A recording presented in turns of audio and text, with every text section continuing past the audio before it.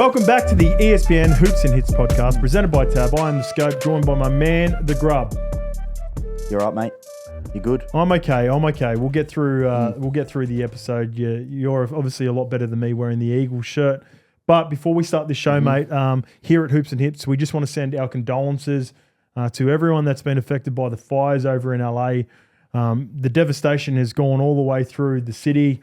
It's obviously affected some NFL games. The game yesterday between the Rams and the Vikings had to be moved to Arizona to account for what's happened. So serious what's going on there, and our thoughts from ESPN Hoops and Hits with everyone affected. Yeah, I hope everyone affected is okay. But the one thing I loved about this, Hoz, was, you know, we're rivals. We speak about Green Bay, us Philly last week, but to see the whole NFL community come together and help out, you know, as you just mentioned, we had to move a full game. Yeah. And apparently the Arizona Cardinals made this very, very easy for the Rams. So it's just amazing to see, and I just love to see that sport. It brings people together. Yeah, it's so good. And I think there are going to be some of the funds that were raised for that game is going to people that have been affected. So it's good to see the sports community getting around the people that have been affected in LA. All right, mate, let's get to it. We had a bet last week. You know, you're happily wearing the Eagles jersey here. I don't know about happily. I'm not very happy. Yeah, you weren't confident in the way the game went? Nah, we'll get into it. But I'm wearing it. You know what? I can sit here.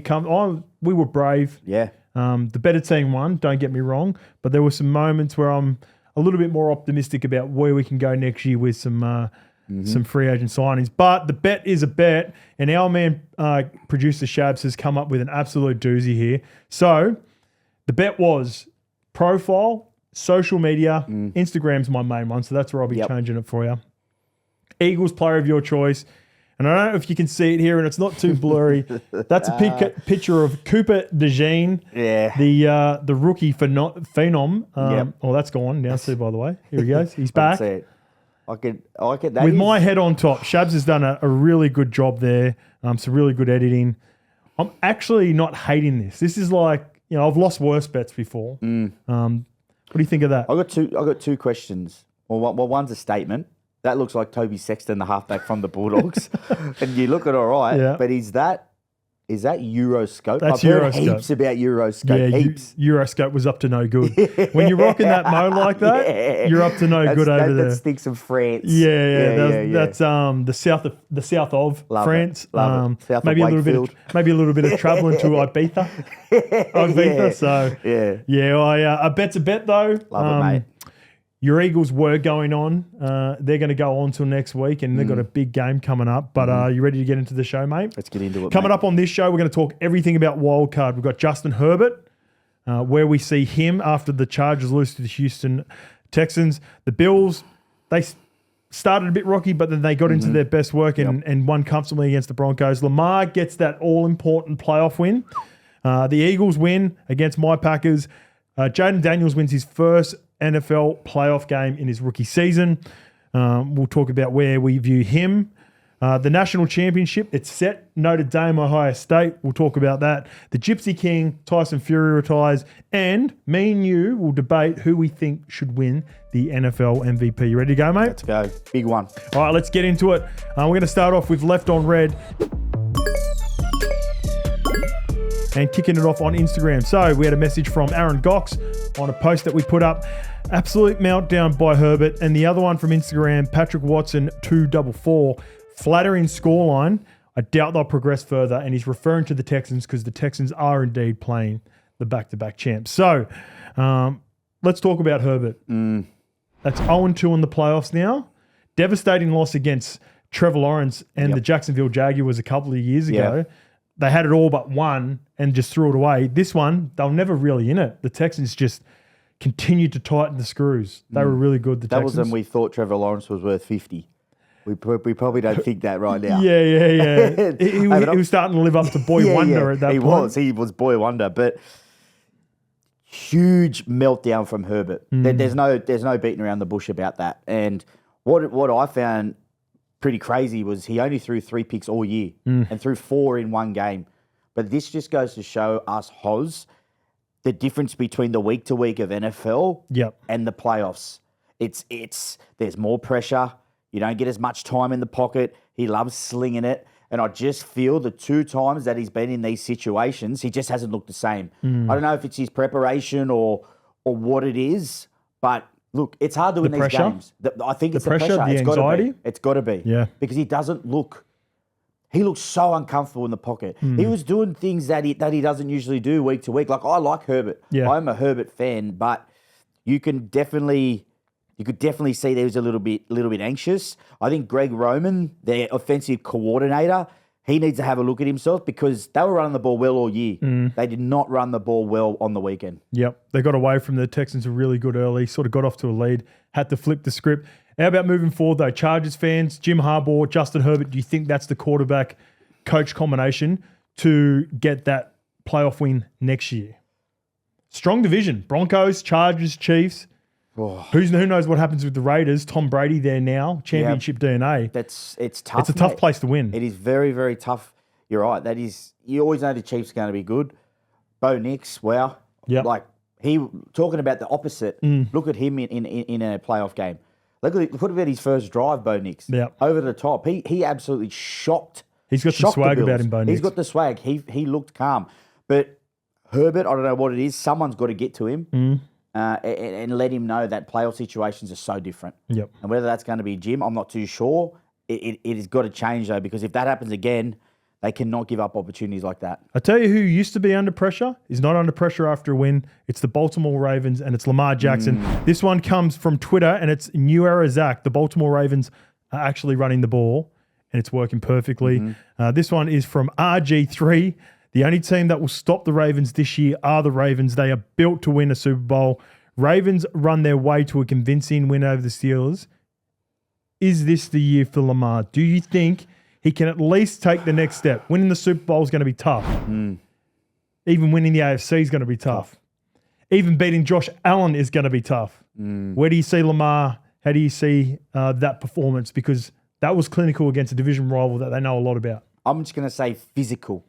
The Baltimore Ravens played very physical football. Yeah, agreed. They ran the ball and they were just aggressive. When you look at Derrick Henry, Lamar Jackson, and that offensive line, when they're coming together like that, I honestly don't think many teams can stop them, including my Eagles. I hate talking about it because I think it could come. Are you starting to lean towards my Super Bowl of the Birds, the Ravens, the Eagles? Can you see that happening? Honestly, mate, after last week, yes. Yeah, I really am. I said the Chiefs, and I'm happy to say that. But I just think they played so physical. They really did. They didn't even have Flowers, their best receiver. Yeah. And he is in doubt this week again. But I just think he's going to be needed this week. He's going to be needed. Like, do you think without him they can do it? I don't. When it comes to these later games, I don't think Lamar and Derek can do it. Just them two. But add him to it. I think they can beat the Bills. I want to. If in my heart of hearts, I think Chiefs are going to be the team. I think even though I think it's going to be a tough game, I think they can beat the Bills without Flowers, but I don't think they can beat the Chiefs without Flowers. They're going to need that X factor. They're going to need a big play. It might only be 2 or 3 catches for 45 yards, but a big moment. And I think they're missing that. Rashad Bateman has been good. He's been ascending this year, but I think Flowers could be that X factor that's needed to beat the Chiefs. The only thing that scares me about Baltimore this year is they have been a bit up and down at times. You know, there's these games that they're expected to blow teams off the park, and they're just a little bit hot and cold for me. Speaking about quarterbacks, not under pressure is the wrong word, but in big games, there's still that question mark around Lamar. And it is a big question. For sure. And it is knocking in his head right now. Yep. I can guarantee it. Even though he had a good game on the weekend, he fed the beast. They were really, really good. He's going to come up against a little bit of a different look this week. The Bills actually stopped the run fairly well, but then I think that Lamar's scramble, the Bills sometimes struggle against the scramble. So if he can step up and just break this little hoodoo, I reckon this is the game. I really do, Hoz. I think if they beat the Bills, he beats Josh Allen in their little MVP battle. Yep. I think it sets the tone. Okay, well, I think this quarterback, when you talk referring to Josh Allen, he's under just as much pressure. He's been the guy that has had agonizing losses to the Chiefs, even Joe Burrow a couple of years ago in big games as well. So there's equally as much pressure on Josh Allen because of what Josh Allen does week in, week out. I think this is going to be a really good game. Let's get to the Josh Allen versus Bo Nix game. This one comes from Instagram, and it comes from Bison Midgley. Bo Nix did everything he could. The second one is from Twitter. The Bills have just been saving Curtis Samuel for the playoffs. Joe Brady playing chess, not checkers. I've been following Curtis Samuel now for years. He's got this in him. He's got the odd game in him every now and again. And playoffs, this is when you see players like Curtis Samuel, like De'Ami Browns, like these, Jordan Addisons that come out. The teams are going to take away their best weapon for the most part, and you generally see the second, third guy have big games like this. So that doesn't surprise me. And I thought with Bo Nix, I'm excited about what Bo Nix. You got to remember they're coming off that cap hit with Russell where they had like 50 or 60 mil dead cap. He moved on some players. They've got a good young core coming through. They've got the leader on defense in Patrick Surtain. I think Bo Nix is the leader on offense, and they'll be thereabouts next year. I like what the Broncos did this year. For me, I feel the Broncos jumped a year ahead of where they should be. For sure. I thought Bo Nix would have struggled a little bit this year just because he's new. But one of my good mates, actually from England, is a big Broncos fan, and he says he's on all the fan pages and stuff, and they actually think they've overachieved. For sure. Which is great. Yep. We spoke about it before in the show. I just love that first confident play in a playoff game. The Bills probably thinking he's going to play it safe, and he goes over the top. I love that. He was the 5th quarterback drafted. You're going through it now. You got Caleb Williams, Jaden Daniels, Drake May, Michael Penix goes to the Falcons. Penix, that's right, he did. And Bo Nix goes a couple of picks later to the Broncos. What an absolute... And you know what? The reason I love this even more is because all the chat got leading into it was Sean Payton was talking about Bo Nix is my man. Bo Nix is my man. Yep. I think people thought he was bluffing. People didn't think Bo Nix was that guy.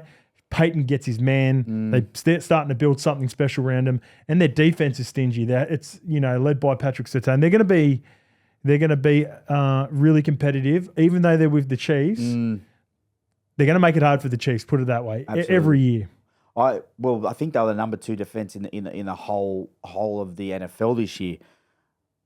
Can I just say, agree or disagree with me? I don't think the Bills were as good as everyone's saying. Either do I. I think they've got more flaws than what people think. I think just Josh Allen is a freak. I mean this game too. You reckon? He masks a lot of things. Now I think they've got a good team. I think they've got good players. I think outside of Josh Allen, there's not anyone that's, like Von Miller's not the Von Miller of years past.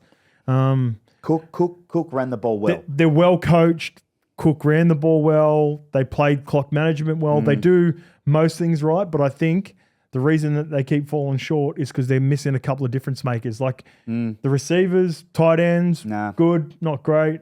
I'm with you. That's why I'm high. That's why I've been high on the Ravens, because I've been saying this. I think the Ravens are going to be meeting the Chiefs, and then it's going to come down to that matchup because I can see the Ravens going past the Bills. Well, 41 minutes to 18 time in possession, Hoz. Yeah, that's huge. You should have won the game by, they finished the game well in the end, but they were sluggish at the start. They really were. Yeah, they were. The Bills come out sluggish.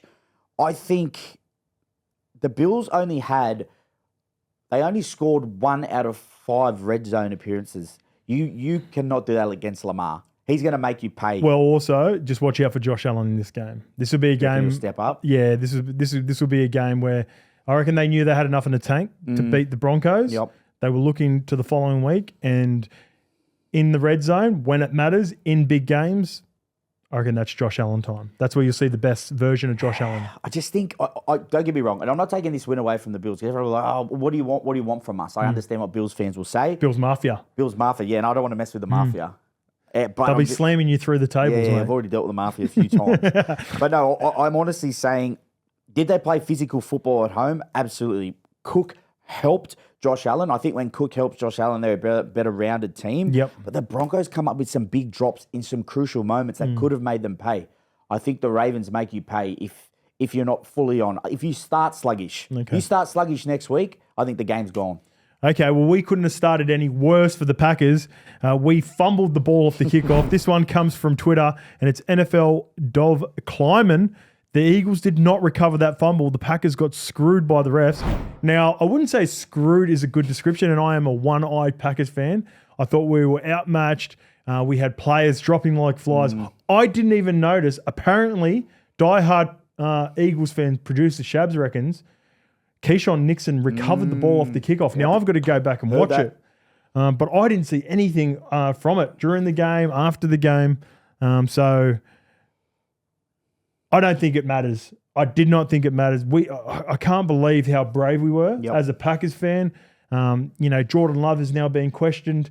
He lost his 3 starting wide receivers. He lost his best defensive lineman in Jenkins. Josh Jacobs was unreal. He's been arguably one of the buys of free agency, going to his Pro Bowl, and well-deserved. But I thought in my heart of hearts, this was a nervous game for you guys with the Eagles. You were the better team. I think just like the Bills, you were looking ahead to next week very early on once you sort of felt like the game was comfortable. I think in the third quarter, not only A.J. Brown was starting to get over the game by reading his book, I think everyone in the Eagles was, and they just wanted to get through because they know they've got a big task coming up. They didn't know who they were going to play, but they knew it was going to be a harder task than what the Packers were going to be for them. I definitely agree with you. And we talk about, in any sport, in big games, setting the tone early, and the tone was set. I love that about how the Eagles went after Nixon straight away.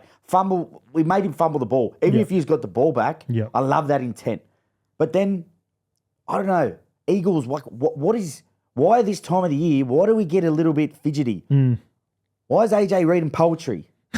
No, honestly, it's actually frustrating me. Why are we setting up plays, design runs for Jalen Hurts, pretending he's like Lamar Jackson?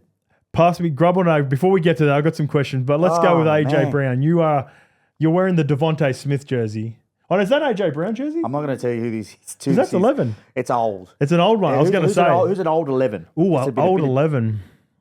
Give me a position. So it's a wide receiver? No, it's a QB. No, it's Donovan McNabb. QB. McNabb? Michael Vick? Wentzy. It's Wentz. Oh, see? I removed Wentz. I thought you'd have Foles before Wentz. No, I did. I had Wentz and Foles coming to the fold, but I just, How many people would love to have that after those first couple of years, have loved to just give that Carson Wentz jersey back? Yeah, me. I've still got it, man. I've still got it. But where are we going? Grub or no Grub, reading the book on the sideline. Heavy Grub. I don't know why, but, I spoke to producer Shabs before this. He's like, he's a diva, this and that. Why? Man, why are you reading that book? You're not telling me that you're reading that book and actually asserting that into the game. He just loves attention. Why right now do you want that, AJ? He is 100% sending a message to the offense, to the fans. He wants people to know that he is disinterested. I think he had 1 or 2 catches, maybe 3 targets. He's sending a message. AJ Brown, I'm telling you, we had a message up there before about the Ravens, RG3 talking about the Ravens were getting the Ravens' way. The only team I can see beating the Eagles in the NFC is the Eagles within. Whether it's Sirianni, whether it's Hurts, whether it's AJ Brown, whether it's Big Dom, whether it's your fans, your grubby fans, just carrying on. Why do we do it? I don't know. We've got you spoke about last week, we have the best offensive and defensive line in best the game. Roster. The best top roster. to bottom, best roster in the NFL. So why is AJ carrying on? Why do you have to be the man all the time? Because he wants that Super Bowl MVP as well as the Super Bowl trophy. I hate talking about this about my own team, but I just dislike seeing that, and I just think it's like you said, it sends a message to everyone else. It gives us a platform to talk about this stuff on podcasts and this and that. It was good for that. But you just shout out to AJ for that. What about the other? Why can't we just go about our business? Why do you have to be the man? Did you see the still picture with Devontae Smith looking at him all confused? I think he's the guy. He's like Devontae Smith in big games, big moments. AJ Brown probably get the best DB in most matchups and then potentially get double team.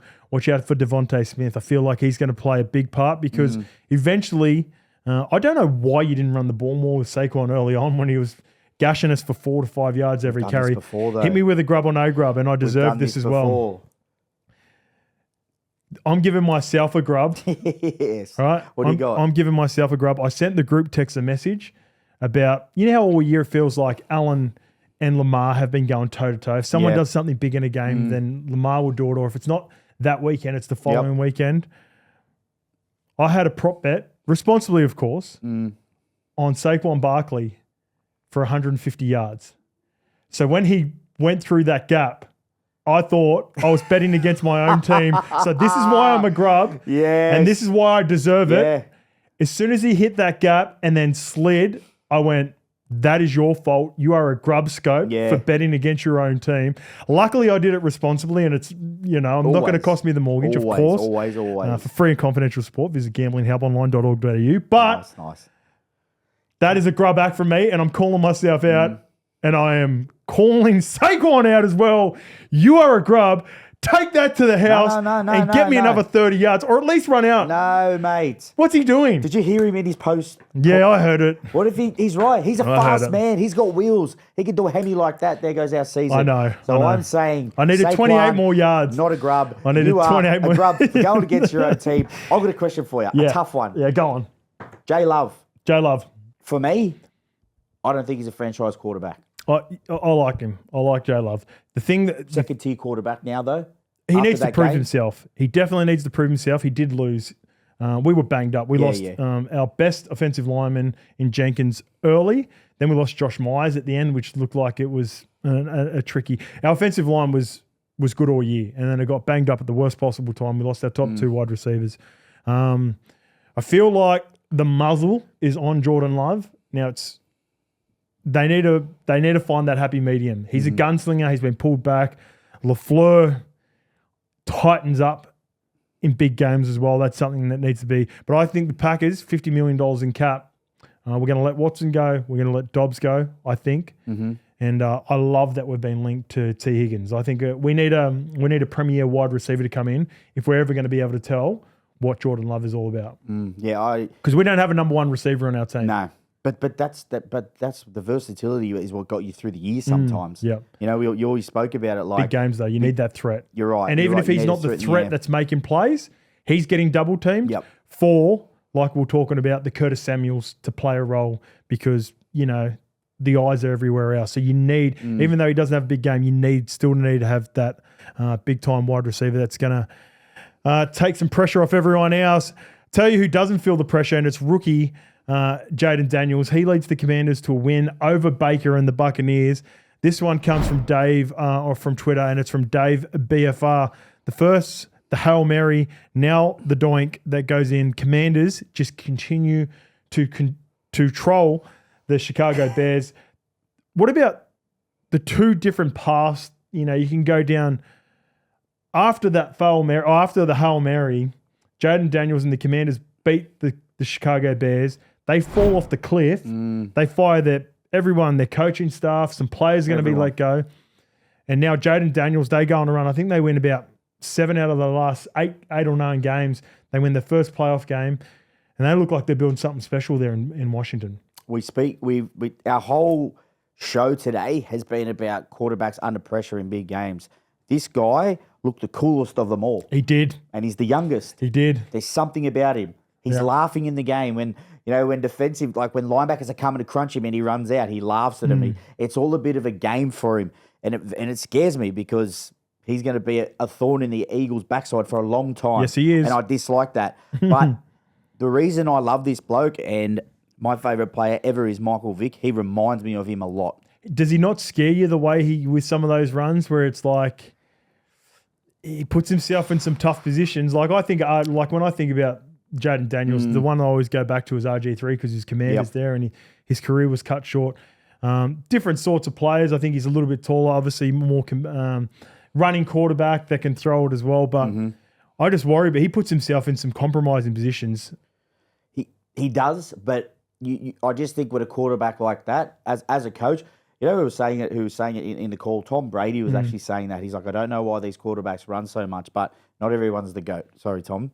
And also, I think there's a reason why Tom didn't run. Respectfully, of course. Have you seen his 40-yard dash? You don't need to run, He man. didn't need to run. That's why you throw. That's the reason he doesn't move out of the pocket. I just think with him and with that whole Washington team, they have an unbelievable culture there at the moment. They're all on the same page. For some reason, they got a humbleness about them, but there's also a little bit of swagger. Yep. I don't think, I did as well. I think we got to clarify this about. I think I might have picked Washington and you picked. I definitely picked the Bucks. I'm 50-50. I can't remember. We'll have to go on that. I wasn't confident on it, but I did pick the Bucks. Same as me. But this is the thing. Washington didn't care less. They went in there and they just got it done. And I love him as a rookie quarterback. I just think there was a play. I think it was their last drive. It was 3rd and 6, and he threw it straight down the middle. There was safeties, linebackers everywhere, but he made the pass, and I love that confidence. He makes big plays. You know what? I feel like the Commanders are playing with house money. They don't expect to be there as well. You're talking about the Broncos overachieving. I think the Commanders probably think they're overachieving, but they're just going to keep going hard and making it difficult for whoever they play. All right, here's a question for you. Number 2 picks are doing really well. Stroud takes the Texans last year. He wins a playoff game in his rookie season. Number 2 pick. Jaden Daniels does the same thing this year, but he does it away. Between the two, give me one. Jaden Daniels, CJ Stroud. Who are you rolling with? Daniels. Okay. In his first season. It's going to be what I'd like to... Everyone was excited about CJ Stroud last year, though. But this time next year, let's have the conversation. Okay. Let's have the conversation. But I just love his style. Yep. I love his style. I love the running style. I love how he backs himself. I love how he's a little bit cheeky here and there, but humble at the same time. He's a good fella. All right, this one comes from producer Shabs. He's got a map of America, and this is all the teams, all the states in America and who they're rooting for. And he's got the Fighting Irish basically dominating the entire country. And then you've got a little bit there in Ohio. Yep. For the Ohio State, led by Ryan Day. How do you see this play? We thought last week that the winner was going to be coming out of Ohio and Texas game. Yep. Do we still think Ohio are the favourites to beat the Notre Dame Fighting Irish? I do. I really do. I love the Fighting Irish though. Like I'm actually a big fan of them. They're a very defensive team. They've got the best. They've got the best safety in all of college football. Their defense is the best in all of college football. But we spoke about this mid-year, and I think it was actually a turning point in Ohio's season. They lost to Michigan. You remember that? Yeah, the flag plant. You could have went one way or the other with that. Could have carried on and gone into the next week and not been switched on. But from that moment, they changed into a different team. That loss sort of switched them into gear. Yep. And I just think last week, Texas, Ohio, I think you saw 2 good defensive teams. I really think you did. But Ohio just had a little bit better offense that game. Agreed. And I just think this week in a big game, I think it's going to be close because the defense is big in big games. I think it'll be close as well. I think Ohio are the better rounded team. I think they win it 7 times out of 10. But Notre Dame, I do give them a chance if they can make it ugly, if they can make it scrappy, if they can run the ball, if they can play good defense. And I think the Irish could pull off an upset, but I'm going to go with Ohio State. What about poor Quinn? His last couple of his last couple of moments as a Longhorn, strip sack, interception. Yeah, the pressure of just having Arch Manning there for the last couple of years for him must have just been, I don't know. It's probably for another year. We're going to see what happens next year. I think Arch Manning will take over. I think Texas will be fine, but I've got Ohio State beating Notre Dame in a close one for the NFL College Football Championship. This one comes from Chamar Jace, and it's a retired Tyson Fury when Jake Paul calls him out in 6 months. This is after the Gypsy King retires again. That is The Undertaker. He is back from the dead. Where does Tyson Fury rank? Actually, are we even going to rank him? Do we think he's fully retired? I don't think he's retired.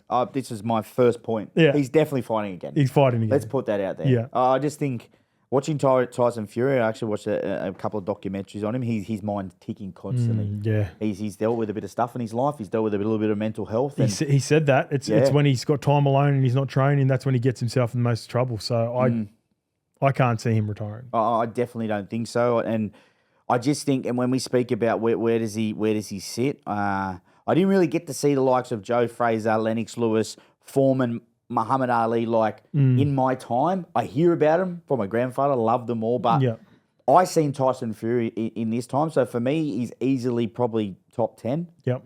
I love his style. He stood behind his jab. The thing I love about him the most is he looks absolutely terrible. Yeah, awful rig. But it's all up here. Super unorthodox. And I love it. But that's what I love. There's no way you could prepare for a guy like Tyson Gives Fury. us all the chance, man. There's no one you could get to come in and spar like Tyson Fury. He is one of a kind. He's one of the most entertaining boxers of all time. Very hard to rate boxers. Like it's, you can go through, like you said, we weren't there. We didn't watch some of the greats that come before us. When I think about boxing, UFC, I say this all the time, the entertainment value is what draws me in. And Tyson has been as entertaining as he has been great as a boxer. So I think that's the ultimate compliment that I can give to Tyson Fury in his so-called retirement this time. You know what I love about him, mate? He wasn't doing what the media and everyone expected him to do. He was out there. He was outlandish. He done some ridiculous things in his time, but I like that. I don't think he knows what he's doing day to day, second to second, and that's why I love him as well. He's if he is retired, then what a great career. And I feel like he'll be doing something in entertainment. It's like we're not going to completely see Tyson Fury removed from our screens. That's for sure. All right, let's get to the stalemate. The MVP is heating up, and I feel like we were given a little bit of a hint as well with regards to the All-Pro. That's normally a good gauge on who's going to get the MVP because it's the same committee that votes for the MVP. And we've got Lamar, who got All-Team All-Pro over Josh Allen.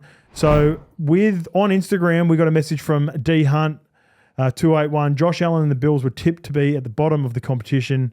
He won games off his own back. I don't know. I didn't see the Bills being tipped. I know a lot of people were high on the Jets potentially, and the Dolphins, but I didn't see people completely giving up on the Bills. Yeah. And on Facebook, this one's from Mitch Dransfield, MV3. So he thinks Lamar Jackson. Who do you think gets, in your heart of hearts right now? It's already been done. Yep. The votes are in. We just don't know who it is. Who wins the MVP? In 2 weeks, I think it gets announced. I think it's Lamar. I do. And don't get it. I'm a massive Lamar fan, but I'm also a big Allen fan. They both do things very differently. Lamar's going to sidestep his way out of trouble, and you look at him and go, he's like Houdini sometimes. But Josh Allen sometimes on those short third downs, he just says, "I'm running directly over you," and I love that. But let's look at the teams. Lamar's got way more weapons. Agreed. Way more weapons. So Josh Allen does have to do a lot of it on his own. Yep. He really does. So I do agree with that. But when you look at the actual stats, when you look at the touchdowns, 41 touchdowns to 28, Lamar Jackson's rating, 190 to 101, there is a few things for me. This is the best player. And I just think Lamar Jackson, they've been winning. He's definitely been the best player for me. Agreed. Statistically, if you're going to look at pure stats, Lamar, he's been doing everything. And I think he would be a great winner in his third MVP. But just remove the stats. We've been watching NFL all year. What does your eye test say? Out of the two, who has been because they've both put up great numbers. Yep. Lamar a little bit better in pretty much every category that matters for this. When you watch a game, who do you think has been the most valuable player for their team? Do you think it's been Lamar Jackson, or do you think Josh Allen has been more valuable? Because I think it's Josh Allen. The most valuable player for his team, yeah, you're right. It's got to be Josh Allen. It's Josh Allen. But I just look at Lamar, and even on the weekend, and I just think he is the MVP. That's just for me. But when you break it down like that, it's a great point. Yeah. He is. Josh Allen for his team. He's so much more valuable than Lamar is, because sometimes in games they fed the beast all day, and he's just been unbelievable. I got one for you, Hoz. Okay, so let's just say Lamar gets this. He's in the conversation of three MVPs plus. Tom Brady, Peyton Manning, Aaron Rodgers. Is he in this conversation? Yeah, if he gets it for the third time, he's got to be in that conversation. Now, the big thing is all three of those guys have won a Super Bowl. You could argue that Peyton Manning and Aaron Rodgers have been underwhelming considering the success that they had in season, winning those MVPs. Peyton only winning 2 and getting it right at the end with Denver Broncos. And Aaron obviously winning 1, and it looks like he's probably only going to win 1 unless a miracle happens in the next year or two. Lamar needs to... MVPs are cool.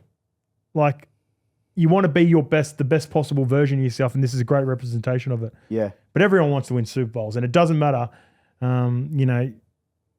Those names that you named, everyone knows who the GOAT is, and it's Tom Brady because he wins MVPs, but he wins Super Bowl championships and he wins Super Bowl MVPs. Won't it be interesting though in an era where Patrick Mahomes he's been touted as a possible GOAT.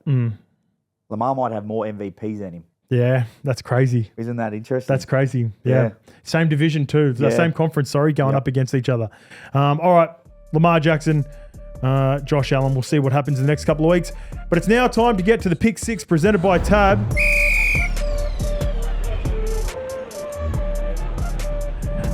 Last week, the Pick-6 started really well. Unfortunately, Cynthia lost the last couple as the Bucks weren't good enough to get over the Commanders, and the Vikings, they laid a duck egg against the Rams when it mattered the most. So Cynthia goes 4 from 6. Let's have a look who Cynthia has for this week. Happy divisional weekend, Grub and Horo. I am here with our Pick-6 for this week. Well, I'm going to do 4 of them and then ask you to do the remaining 2. Here we go. The Chiefs over the Texans, the Lions at home, the Bills over the Ravens, and the Eagles at home. Now, I'm going to need your help here because you need to add 2 of the best prop bets, and don't get them wrong because I don't like it when we pick anything wrong. So no pressure, but you just got to pick 2 of them right. Okay, Cynthia, then there's heavy pressure then. She's basically saying that she's been killing it all year, and now we're the ones who've been struggling. Prop bet for this week. What game are you going to go with, mate? So I'll go with the Chiefs taking on the Texans. Yep. And we had a little word about, probably the second or third player stepping up in a team. Yeah, okay. So I'm Travis Kelce. He's the number 1 guy. Kelsey's the number 1. So I'm going to go Isaiah Pacheco to score a tutty. Yep. Okay, Pacheco. Haven't really seen much of Pacheco this year. Missed a lot of time, coming back a little bit late, splitting some carries with Kareem Hunt. Pacheco, I don't hate that because I think they're going to try to control the clock and run the ball more, the Chiefs. I'm going to go the second. Well, when you're looking at the Lions game, we've got the Lions versus the Commanders. First weapon, you could argue it's probably Jahmyr Gibbs. Yep. 1A, 1B, probably Amon-Ra St. Brown.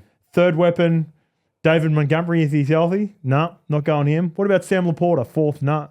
I'm going J-Mo. I'm going Jamison Williams. Anytime touchdown.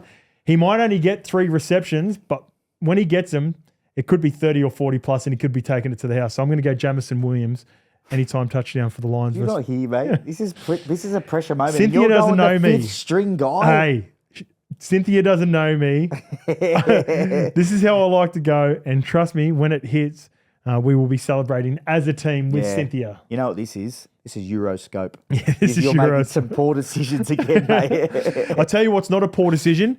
Following Cynthia for all the previews on all the NFL games, they are available now on the Tab app. What's gambling really costing you? For free and confidential support, call the number on the screen or visit the website. That's it, mate. Another good show of Hoops and Hits for this week. I will be... do I want to cheer on the Rams to beat your Eagles so I can get rid of my Cooper? I actually think the Cooper DeScope pick is here to stay. The Eagles are going to keep going. They are my Super Bowl pick. So, and I don't hate it. So I think it's going to be right for the next couple of weeks. So they're your second team now? Would you say the Eagles? No, it's second team. No.